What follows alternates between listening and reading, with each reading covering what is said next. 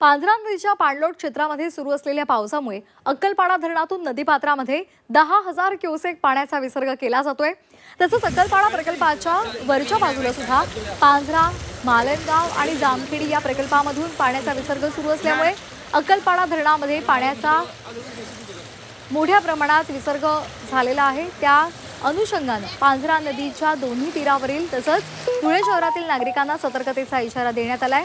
रात्री 5,500 क्युसेकनं पाण्याचा विसर्ग करण्यात आलेला आहे। आता सकाळी 10,000 क्युसेक पाण्याचा विसर्ग होतोय।